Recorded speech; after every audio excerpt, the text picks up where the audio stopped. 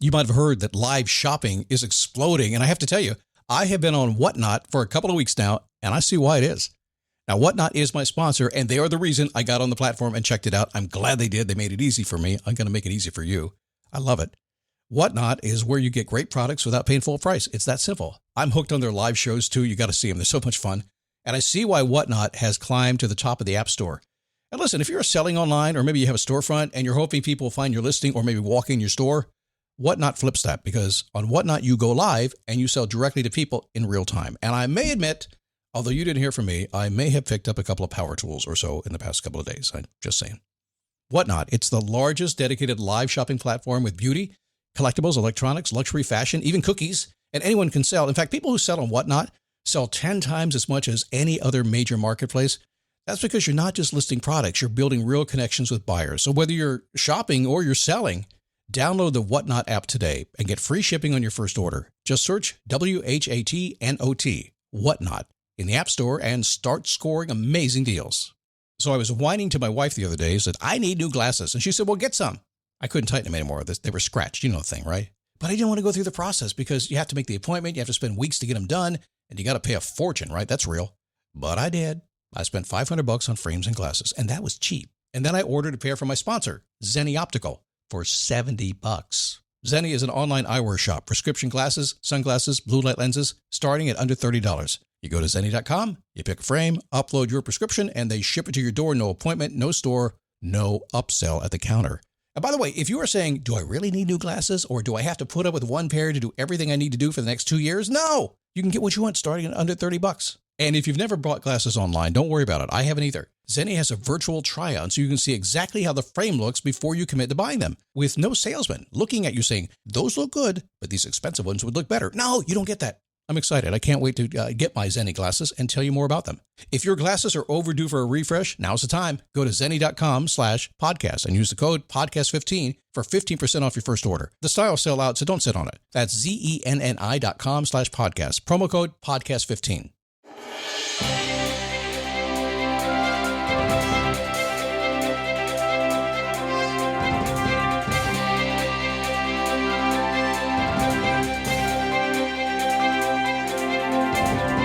How are you? Happy Monday. Come on in.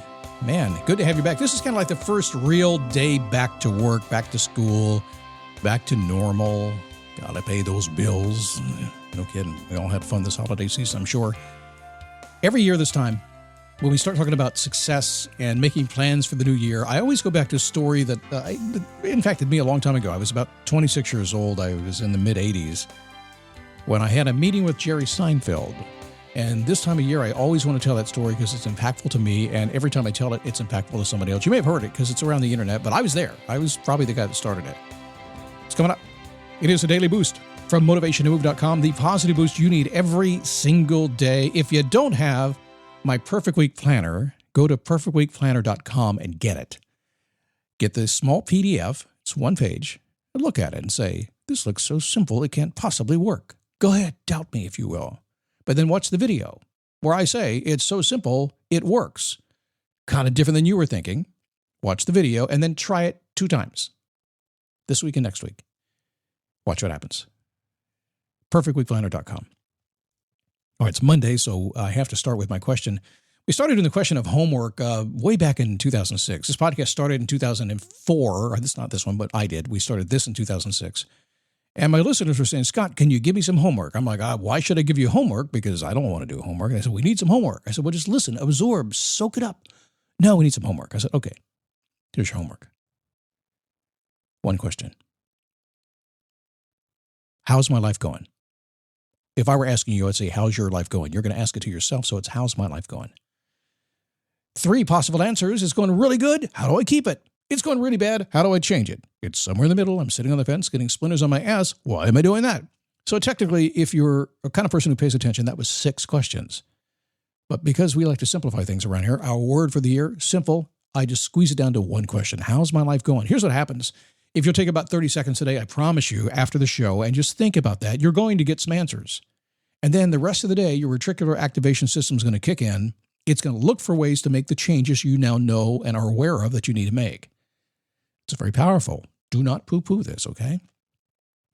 So a long time ago, I was living in South Florida, and I was a radio guy. I was a big-time radio disc jockey, or at least trying to be one. I think I was kind of early in my career then, before I got to the big-time radio stuff. And a friend of mine called.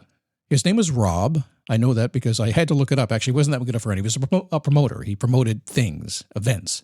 So when you're in radio, when you're a big-time radio disc jockey like I was, you tend to know promoters. Why? Well, radio people are kind of the first influencers, if you will. We have an audience where they're communicating with people, and events managers, promoters need to get people to their events. So Rob called me and said, hey, this guy's coming to town. His name is Jerry Seinfeld. Now, I'd heard about Jerry Seinfeld, didn't know much about him. I'd seen him on some of the late night shows, but I knew he was out there. And they said, we snagged him. His mom lives nearby, so he's going to swing by and do a show for us, and we need some help, somebody to warm up the audience. So being a big-time radio DJ, I was like, well, that's what I do. I warm up the audience. I'm basically the guy that comes on stage and says, hey, y'all, welcome to the show, and does a few, I don't tell jokes, but I'm kind of humorous and warming, if you will. My job is then to introduce the next kind of funny guy who warms you up for like 5 minutes, and then I introduce the next really much funnier guy, and eventually I introduce the guy, Jerry Seinfeld. That's my job. I said, cool, I'll do it. I would have done it anyway, get on my resume, get some pictures, the whole thing would be awesome.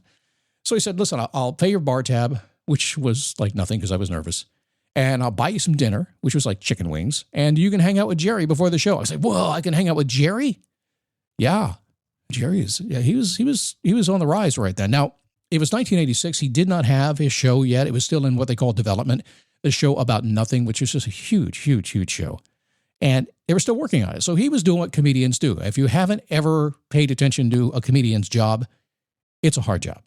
We have several members that listen to the show, members of motivationtomove.com, who are comedians, and I hear all the time about how difficult it is to go do what they say they're going to do. And Jerry was out grinding it out. And it's not the case with about anything you do. We always want it to be easy, but the truth is it's not always easy. Usually if it's really important to you and it's going to be big and going to change your life, it's going to be a grind. There's just no doubt about that. And he was grinding it out. So I walked back into the dressing room, and it was truly a green room. I don't know where they got a green room. I guess it was kind of a dinner theater. I guess they were being cool by having a green room. And I go in there, and Jerry is eating veggies, and he's drinking sparkling water. He's doing some push-ups and some sit-ups. He's on the floor doing it. And we're just talking, probably talked for an hour, getting ready for the show. And I was waiting to go out there and introduce him. And I was so curious about it because he was so friendly and he was so driven. You could see he was just focused. He knew what he was doing. He was eating well. He was exercising. He was drinking water. He had gotten some sleep. He was just getting ready, dialing in, getting ready for this big show. And I got to tell you, it was real impressive. I was just heading down the road of personal development back then. I'd just begun. I'd found Zig Ziglar. I'd found Brian Tracy. Hadn't found Tony Robbins yet. Found this kind of the first order of people back then in the 70s. So I was just kind of getting there. So I was trying to find my way. And here was a guy that was finding his way and was having success. He was on TV. I've seen him there. Now I'm talking to him in the dressing room. So I had to ask. I said, I know you're tired. I know you're worn out. I know you're living on the road. I've seen your car. It wasn't fancy. Trust me. Everything you had was in the back of it. I said, how do you manage to keep going toward this goal? Because isn't that the hard part? It's one thing to set a goal. It's another thing to stick with it long enough to get it. So how do you manage to do that? You know what he told me? I wrote a little song to remind you, Choice Hotels get you more of the experiences you value. The Cambria Hotel's got it all. A rooftop bar, have a ball. Cocktails up here feel just right. Is Cambria amazing? All right. Bring a date, your teen, or even your mom. Book direct at choicehotels.com. See you on the roof. He said, first, I know exactly what I want. I want to be a comedian. I am a comedian. And since I am a comedian, I have to be funny. That's my job, to be funny. The only way to be funny is to write funny jokes. And the only way to write funny jokes is to write every day. That resonated to me in ways I can't even explain to this day. in my world today and the coaching and the speaking and the writing and all the stuff that I do, but in this world right now, this podcast world, as I'm sitting here at 4,741 episodes, the only way you ever get to do it is just to do it. The only way you ever get any dream is to go do it. If you want to write, you need to write. You want to speak, you speak. You want to be a dentist, you be a dentist. You go do it. I say get good at it. So Jerry says, I have to write funny jokes. So I write every single day. And what I do is I put a big X on the calendar when I write that note. And I just keep putting X's on the calendar. And eventually there is a chain of big red X's on the calendar.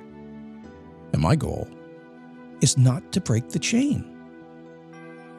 And then in that very Seinfeld way that we got to know as he began to get on his show, he screamed at me, don't break the chain! Don't break, in the Seinfeld way. I can't do it that way. So as you set off on your goals this year, as you made that resolution, as you have your path, your master plan, how you're going to dominate the world this year, really, you're going to dominate it one day at a time.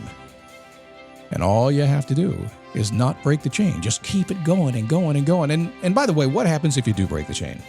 Is it going to ruin your day? Maybe. But what do?